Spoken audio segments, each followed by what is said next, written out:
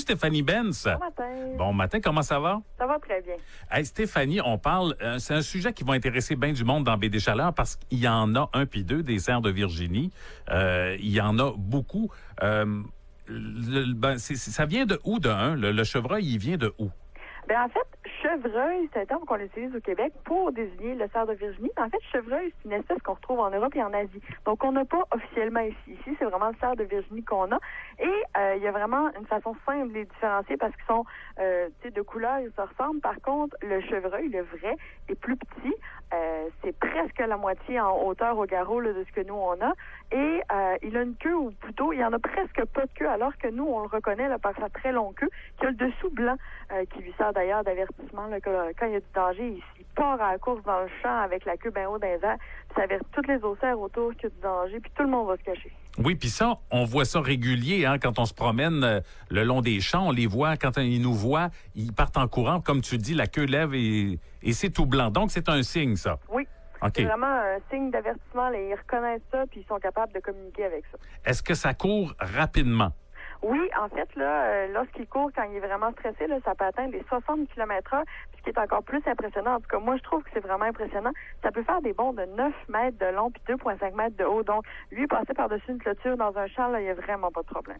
Bien, c'est pour ça aussi, Stéphanie, que si on met des clôtures pour protéger nos cèdres, ça ne sert pas à grand-chose. Oui, bien, il faudrait les mettre pas mal plus haut. Oui, c'est ça, parce que 2,5 mètres de haut, c'est comme tu le dis, c'est quand même une très bonne hauteur. Puis 9 mètres de long, ça, c'est impressionnant, effectivement. Oui, c'est vraiment... Ben, tu sais, on pense souvent aux gazelles là, qui sautent très haut. Ben, le cerf, là, il est pas loin de ça. Il est capable de faire des bonds pas mal impressionnants. Il est pas loin de ça, effectivement, oui. Il change de couleur en fonction des saisons.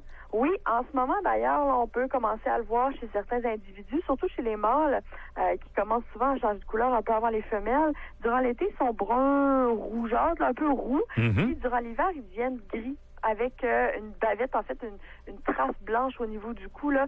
Puis ça, en fait, ça leur permet bien de se camoufler parce que s'ils étaient roux en plein milieu de l'hiver, on les verra encore plus facilement, tandis que le gris, là, il se confond bien avec la nature qui est pas mal grise en hiver. Donc, ça se camoufle mieux puis ça évite les prédateurs de cette façon-là. Et là, tu vas nous parler, tu vas faire plaisir du monde, les petits fans. Ça, c'est beau. On est tous, quand on en voit un, on pense à Bambi dans Walt Disney. C'est vraiment cute. Puis en fait, les taches, tu sais, oui, c'est mignon, mais ça a vraiment une utilité, en fait, parce que la femelle va, lorsqu'il va naître le petit, la femelle va le lécher pour enlever toute odeur, puis lorsqu'elle va aller manger, va le laisser, par exemple, dans un buisson ou au sol. Et le fait d'avoir des taches comme ça, c'est comme si c'était des rayons de soleil qui passaient à travers des branches ou à travers des feuilles, et ça faisait des petites taches au sol. Donc comme ça lui permet de vraiment bien se camoufler. Puis la femelle peut aller comme ça manger pendant plusieurs heures. Tu sais, on parle de 4, 5, 6 heures. Puis elle le laisse là, puis elle revient de temps en temps pour l'allaiter. Puis en fait, elle fait ça pour éviter d'imprégner sa propre odeur sur le petit. Puis comme ça, il est totalement à l'abri des prédateurs parce qu'il sent rien. Puis ces taches-là, en fait, ils vont rester entre 5 et 6 mois, donc durant l'été. Puis à son premier hiver, ben, il va commencer à avoir sa fourrure gris-brun comme les autres. Puis c'est là qu'il va perdre ses taches. OK, reste tacheté 5 et 6 mois. OK. Ouais. L'alimentation. En hiver, on sait qu'est-ce que ça mange. Moi, j'ai des cèdres chez nous, mais en été, qu'est-ce que ça bouffe au juste? En fait, là, le cerf, c'est vraiment l'animal qui est herbivore. Donc, il va manger tout ce qui est feuilles et petites branches, autant des plantes, des arbustes et des arbres. Il va aussi se nourrir de fruits, de champignons. C'est pour ça qu'ils aiment tellement les pommes. Tu sais, les chasseurs, ils savent, là. Oui. Ils mettent des pommes, ça attire le cerf. Ben, ils vont faire ça volontairement, là. Même, ils vont aller dans les jardins de certaines personnes. Dans les villages, même ici à Bonaventure, il y en a qui viennent dans les villages pour manger les pommes directement, là, dans les cours des gens qui ont des pommiers. L'hiver, ben là, il va manger ce qu'il va trouver. Donc, justement, ils vont manger du cèdre, du vinaigrier, donc des arbres qui vont rester accessibles durant l'hiver puis qui vont lui permettre de passer à travers, justement, l'hiver. Ça se peut-tu que ça aime les graines de tournesol aussi qu'on met aux oiseaux? Ah oui, ça arrive. Là, on a vu souvent des photos de cerfs qui viennent voler dans les mangeoires, là. En fait, là, ça cherche la nourriture. Un peu comme... tu sais, il y a beaucoup d'animaux qui vont bien cohabiter avec l'homme, justement, parce qu'on leur offre de la nourriture sans nécessairement le vouloir. Oui. Et effectivement, là, des graines d'oiseaux, c'est une source, une bonne source parce qu'ils savent qu'il y en a puis qu'il va toujours en avoir. Et Stéphanie, c'est seulement le mâle qui porte un panache. Oui, donc, comme chez l'orignal, il y a seulement mâle qui va porter le panache. Mhm.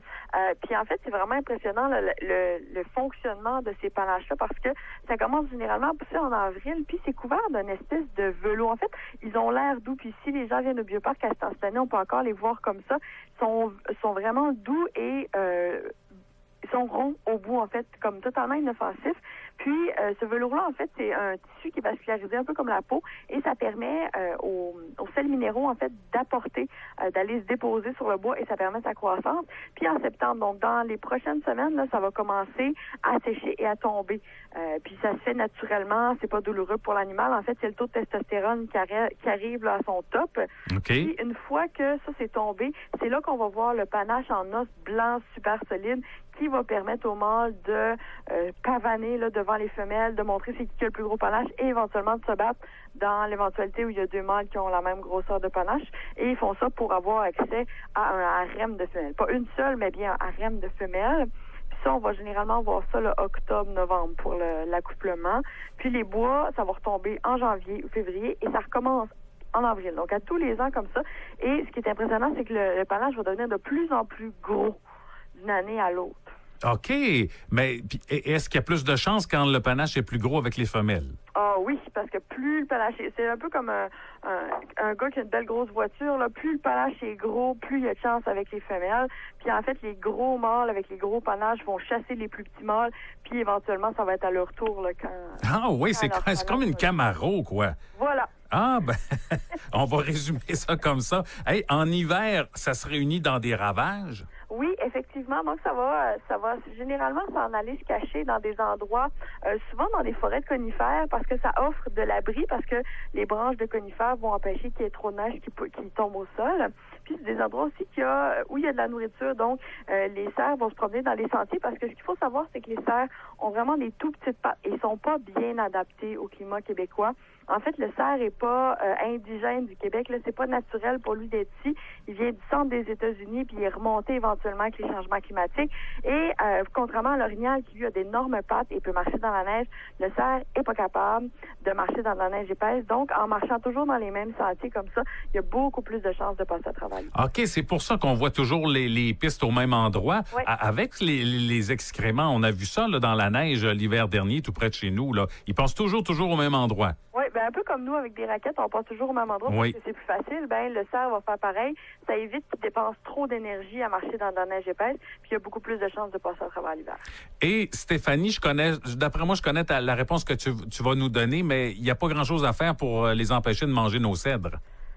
Pas grand-chose, effectivement, à part mettre vraiment là, les protéger avec là, des différentes clôtures en plastique, là, Mm-hmm. il faut vraiment les recouvrir au complet parce qu'ils vont aller chercher tout ce qu'ils sont capables du bas de la neige jusqu'à la hauteur où ils sont capables de se rendre. Donc, ça arrive, là, l'hiver, on voit des bandes dans les headsets là, qui ont été mangées. Il y en a, il y a du cèdre en bas, là, à peu près 1,5 pied, 2 pieds. Exact. Après ça, en haut, il y en a, mais il y a une bande où ça a été mangé. Il y a honnêtement pas grand-chose. Il y en a autour de leur jardin l'été qui vont mettre du fil électrique, mais encore là, l'hiver, avec la neige, là, c'est pas facile. C'est pas si évident. Non. Ben, Stéphanie Benz, biologiste responsable de l'éducation au Bioparc de la Gaspésie, merci encore une fois pour cette belle chronique sur le cerf de Virginie. Je te souhaite une belle semaine. Ben, ça m'a fait plaisir. Belle semaine à vous tous.